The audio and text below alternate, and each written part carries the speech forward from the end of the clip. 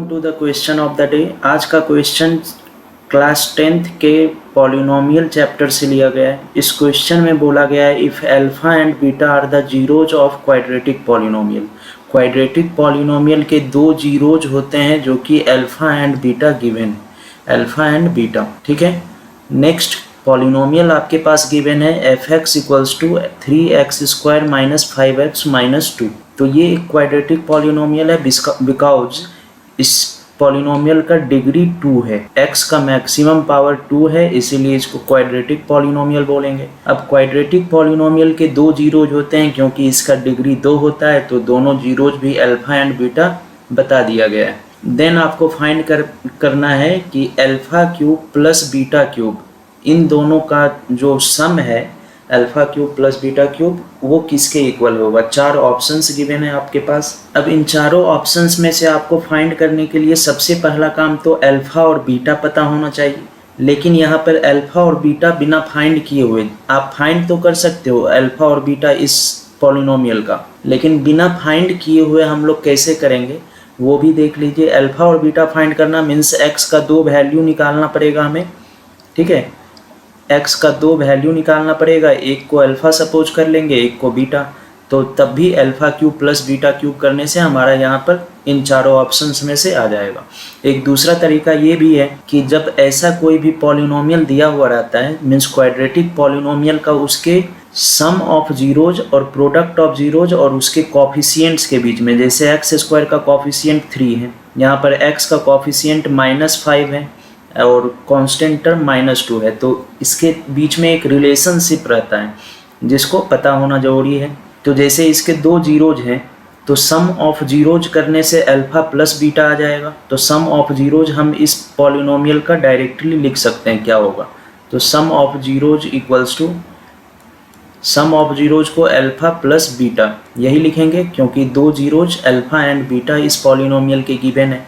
तो alpha plus beta equals to होता है minus into coefficient of x divided by coefficient of x², means minus into coefficient of x की जगह पर -5 है, तो माइनस इंटू -5 लिखेंगे divide by coefficient of x²। x² के कॉफिशिएंट में कौन सा डिजिट है, जो कि 3 है, तो माइनस इंटू -5 मीन्स +5 हो जाएगा ये, और डिवाइड बाई 3। तो ये आपका सम ऑफ जीरोज, या आप कहें अल्फा प्लस बीटा का वैल्यू 5/3 आ गया। ठीक है, अब प्रोडक्ट ऑफ जीरोज का भी एक रिलेशनशिप होता है। प्रोडक्ट ऑफ जीरोज मीन्स इसे अगर आप कहें तो क्या है, alpha into beta product of zeros, और alpha into beta equals to जो रिलेशनशिप उसके कॉफिशिएंट्स के बीच में होता है, constant term divided by coefficient of x²। Constant term में ये हमारा -2 हो गया, बिकॉज इसके साथ में कोई x वेरिएबल नहीं आया हुआ है, इसीलिए ये कांस्टेंट टर्म हो जाएगा। तो constant term means -2 divide by coefficient of x²। x² के साथ में कॉफिशिएंट वापस 3 ही है, तो -2/3 is equals to product of zeros, means alpha into beta equals to -2/3। तो यहाँ पर हमें अल्फा और बीटा का वैल्यू बिना फाइंड किए हुए अल्फा प्लस बीटा मिल गया और अल्फा इंटू बीटा मिल गया। अब हम लोग alpha cube plus beta cube का वैल्यू अगर फाइंड करना चाहें तो उसके लिए आपको एक फार्मूला जानना होगा, जो कि अलजेब्रा के अंदर ही आपको पढ़ना है। a प्लस बी का होल क्यूब अगर रहता है तो वो क्या हो जाता है, a प्लस बी का whole cube, a cube plus B cube plus 3ab into a plus b, यही होता है फॉर्मूला a प्लस बी का होल क्यूब का अगर हम फॉर्मूला लिखना चाहें तो। अब a प्लस बी के जगह पर क्या है, यहाँ पर अल्फा एंड बीटा है, क्योंकि a प्लस बी का होल क्यूब अगर किया होगा तभी a cube plus B cube का फॉर्म आ सकता है, और कोई भी तरीका नहीं है a cube plus B cube का फॉर्म लाने के लिए, अगर हमारे पास a प्लस बी का वैल्यू पता है तब।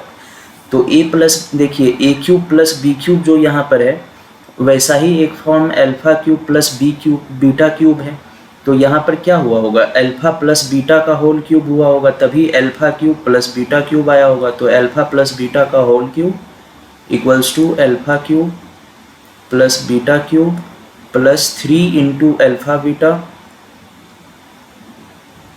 Into alpha plus beta. ठीक है। अब देखिएगा alpha cube plus beta cube का वैल्यू यहाँ से हम लोग निकाल सकते हैं, क्योंकि हमारे पास सभी वैल्यूज और भी गिवन है जो कि इस फॉर्मूले के अंदर आए हुए हैं। अल्फा प्लस बीटा का वैल्यू हमारे पास पता है 5/3, sum of zeros alpha plus beta equals to 5/3।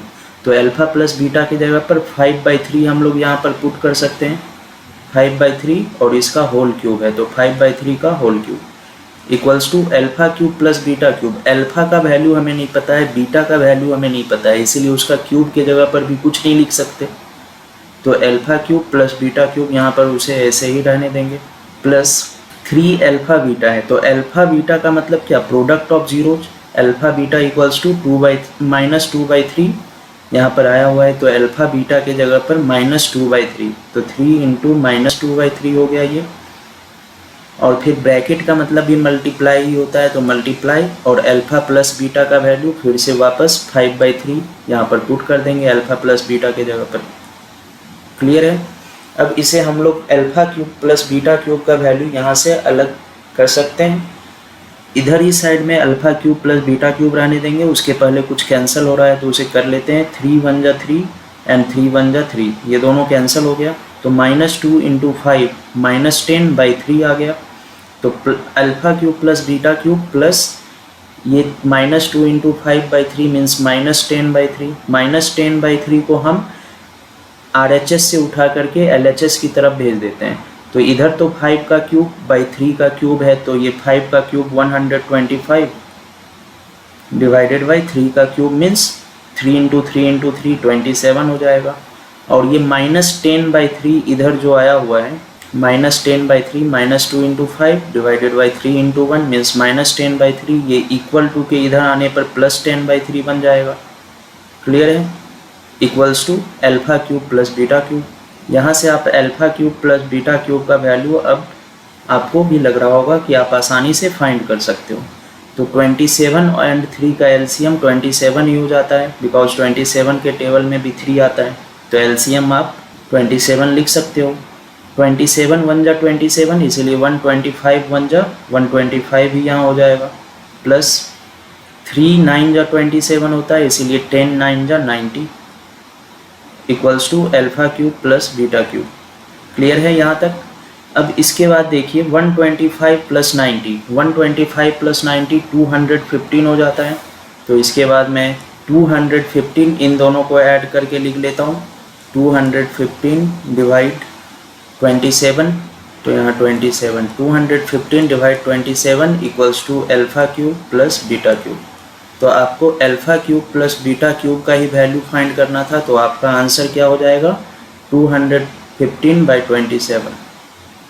Clear है। तो यहाँ पर आपका ऑप्शन नंबर ए जो होगा वो करेक्ट आंसर होगा, बिकॉज ये 215/27 आ गया। This is the option number A is correct. मैं उम्मीद करता हूँ आप लोगों को ये क्वेश्चन अच्छी तरीके से समझ आ गया होगा। Thank you.